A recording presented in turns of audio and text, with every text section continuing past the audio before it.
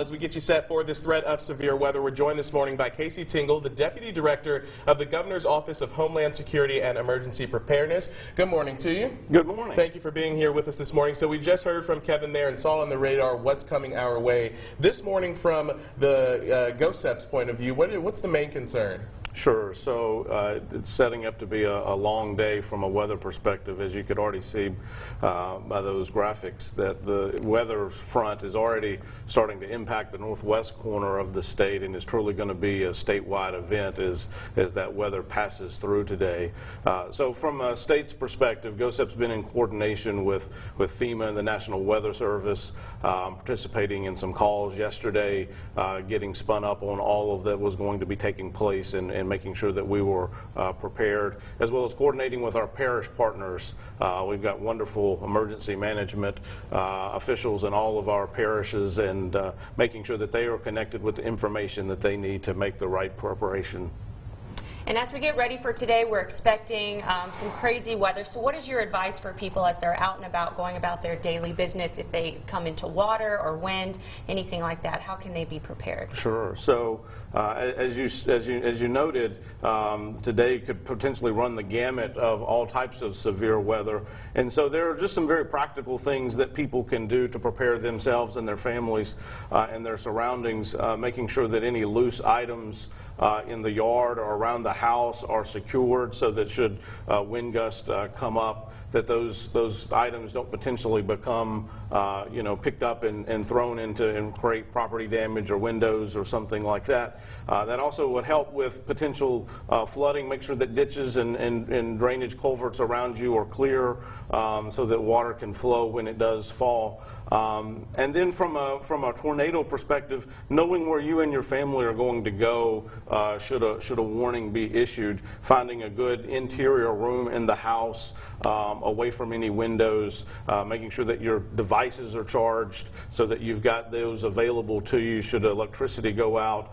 And then from a flooding perspective, just making sure that people don't drive in or get out into flooded areas. I just was in North Louisiana yesterday, and unfortunately we had 2 fatalities last weekend from flooding that occurred there, as someone was driving through flooded streets and someone was out walking, and those flood waters, once they've got some current to them, are very, very dangerous. People should not certainly be careful and not drive into flooded streets. And the last time that we saw this type of weather impact the capital city specifically to this type of magnitude or anticipated magnitude was back in 2016 with I think we counted like 13 different tornadoes spawning up across South Louisiana. Is this something that you kind of learn from the past and kind of go into the future or these current events knowing a little bit more than you did last time? You do, and the technology around being able to sort of calibrate and forecast where that threat is going to occur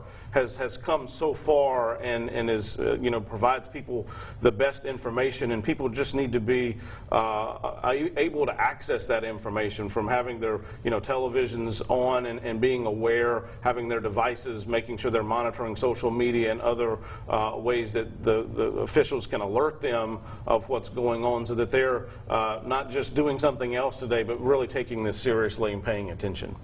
And for you guys at GOHSEP this morning, how are y'all starting to tackle the day once you get out there and get started? Sure. So we activated our crisis action team yesterday, and they're in place today. So while state government is closed as a precautionary measure to keep people off the streets and safe and sound, GOHSEP is activated, working in conjunction with our federal and local partners to make sure that any information needs are being shared, any resource requests needs that may potentially happen should this materialize and damage be caused, that we're in a position to respond to those. And so most everything yesterday and today is being prepared, making sure that all of the best information is being shared and everybody is aware of that, and then certainly being accessible should some damages occur or flooding occur and we need to respond in some form or fashion, making sure all of our state partners are ready to do that.